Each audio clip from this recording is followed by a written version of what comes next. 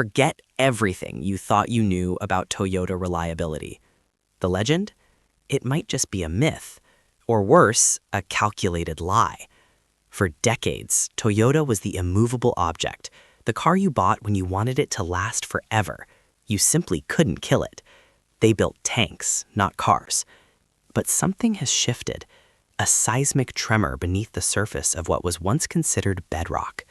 Massive recalls that stunned the industry. Engineering gambles so profound they could rewrite the entire automotive playbook. And a quiet crisis brewing, not in some obscure corner of the supply chain, but right at the heart of their engineering philosophy. Is the bulletproof reputation, the very cornerstone of Toyota's empire, truly a thing of the past? What if the pillars of Toyota's legendary engineering have begun to crumble, not with a bang, but with a slow, insidious erosion? We're going deep. We're dissecting the data, the engineering blueprints, the real-world failures, and what we uncover will challenge every assumption you've ever held about the world's largest automaker. This isn't just about a few bad apples. This is about a systemic shift, and the answer to whether the legend is dead will redefine what reliable even means. Stick around, because the truth will shock you. It's not what you think. Toyota's story is a paradox.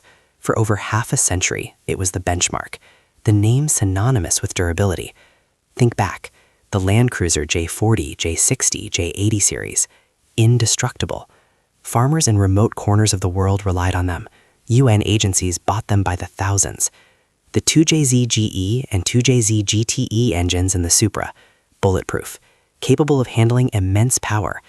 The 3.0-liter V6, the 1MZ FE, that powered millions of Camrys, Avalons, and Lexus ES models through the 90s and early 2000s.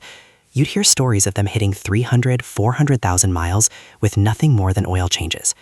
Their secret? Over-engineering, simplicity, a relentless focus on quality control, born from the Toyota production system, Kaizen, and Jidoka. Every component was designed with a margin of safety that frankly no other mainstream automaker could match. They didn't chase trends, they perfected the basics. Thick gauge steel, robust proven engine designs that prioritized longevity over cutting-edge performance, transmissions that were simple, durable, and notoriously smooth. They understood the long game. They understood that the trust of a customer earned over decades was worth more than any quarterly profit. But then came the 2000s, and with it, a relentless push for growth. Toyota became the largest automaker in the world, and scale, as we're about to see, introduces its own set of challenges. Akio Toyoda, the grandson of the company's founder, took the helm in 2009 during a period of unprecedented crisis, including the infamous unintended acceleration recalls that rocked the company to its core. He vowed to put quality back at the forefront. He famously declared, "No more boring cars." This wasn't just a marketing slogan, it was a mandate for change, and it ushered in the era of TNGA, the Toyota New Global Architecture. On paper, TNGA was brilliant, a modular platform designed to reduce development costs, share components across various models, and improve driving dynamics. Lower center of gravity, stiffer chassis, better handling, all commendable goals. But here's the insidious twist. Did this pursuit of no more boring cars and the efficiency gains of TNGA inadvertently chip away at the very foundation of Toyota's legendary reliability? We're seeing cracks. Not everywhere, not on every car, but in places that would have been unthinkable just a decade or two ago. Let's talk about power plants, specifically the new V35A FTS twin-turbo V6 engine, first introduced in the 2022 Tundra and Sequoia. This engine was a radical departure for Toyota's truck line, replacing the naturally aspirated 5.7-liter V8. On paper, it offered more power, more torque, and better fuel economy, exactly what the market demanded. But early reports quickly emerged. Wastegate issues, rattling noises from the turbos, in some cases complete engine failures requiring replacement. This wasn't a recall affecting millions, but for a brand built on bomb-proof engines, it was alarming. The complexity of twin-turbo systems with their intricate plumbing, heat management, and electronic controls introduced failure points that simple, naturally aspirated V8s just didn't have. Was this a calculated risk for performance, or a misstep in their traditional meticulous validation process? The industry is watching, and the owners are feeling it. And it's not just engines. Let's look at something as seemingly trivial as paint. For years, owners of certain white and pearl white Toyota and Lexus vehicles, particularly those with Blizzard Pearl or Super White paint codes 070 and 040, reported issues with paint peeling and flaking. This wasn't just minor clear coat fade. Entire sections of paint would detach from the primer. While Toyota eventually extended warranty coverage for some affected vehicles, the sheer volume of complaints and the severity of the issue were a black eye for a brand where fit and finish were once unparalleled. It's not a mechanical failure, but it absolutely impacts the perceived quality and long-term durability of the vehicle. It's a sign that perhaps the relentless cost-cutting pressures, even on seemingly minor components, are having a cumulative effect. And then there are the transmissions. Toyota's reputation for smooth, indestructible automatics was legendary, but the introduction of 8-speed and 10-speed automatics in models like the Tacoma, RAV4, and Tundra has not been without its critics. Reports of harsh shifts, hunting for gears, and occasional clunking sounds have become more common. While often not leading to catastrophic failure, these issues detract from the refined driving experience owners expect. Is it the increased complexity of more gears, or a calibration issue that Toyota is still working to perfect? Either way, it's a departure from the buttery smooth, set-it-and-forget-it nature of their older 4-speed and 5-speed units. We also need to address the elephant in the room: electrification. Toyota pioneered hybrids with the Prius. For decades, the hybrid Synergy drive system has been incredibly reliable. But even here, cracks have appeared.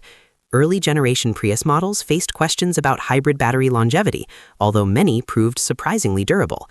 The perception, however, was that these batteries would inevitably fail at high mileage, leading to costly replacements. While modern hybrid batteries are far more robust, the transition to pure EVs has been tumultuous. Take the BZ4X, Toyota's first dedicated global EV, launched with much fanfare. But then came the recall, wheels falling off. Yes, actual wheels detaching due to loose hub bolts. This was a catastrophic engineering oversight, impacting thousands of vehicles worldwide. It was a stark reminder that even a company with Toyota's legacy can stumble badly when venturing into new, complex technologies. This wasn't a minor glitch, it was a fundamental safety flaw that shook consumer confidence in Toyota's EV strategy. This brings us to a fundamental question. Is Toyota caught between its past and its future? Between the bulletproof, over-engineered simplicity that defined its legend and the demands of a rapidly evolving, high-tech, electrified automotive landscape? The pressure to reduce costs, to accelerate development cycles, to integrate cutting-edge infotainment systems, and to compete with new entrants like Tesla is immense. This isn't just about Toyota anymore, it's about the entire industry. What was once a simple mechanical device is now a rolling supercomputer, bristling with sensors, complex software, and intricate electrical systems.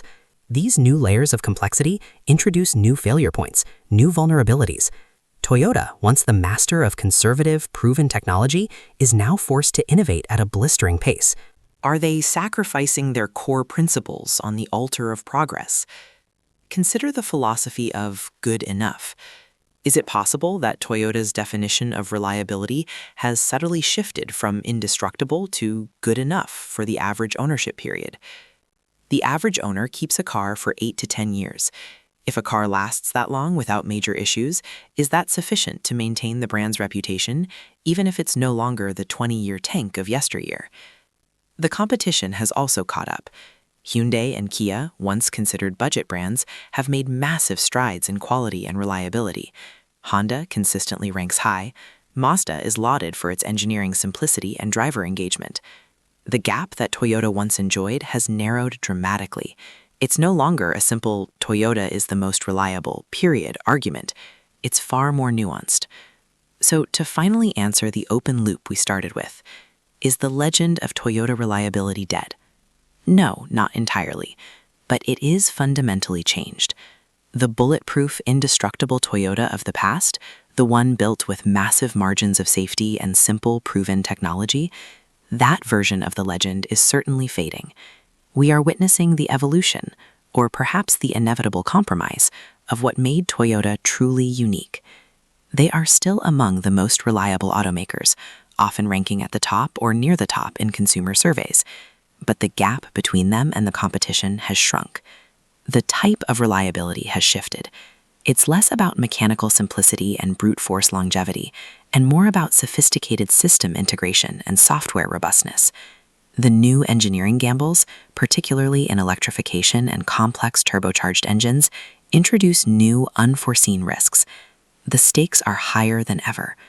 Toyota is playing a new game in a new era, and while they may still win, the rules and the definition of reliability are no longer what they once were. The legend isn't dead, but it's undergoing its most significant transformation in history, and whether it emerges stronger or simply good enough remains the greatest question facing the world's largest carmaker today. This isn't just a car story, it's a warning. The past is not prologue, and even legends can bend, if not break.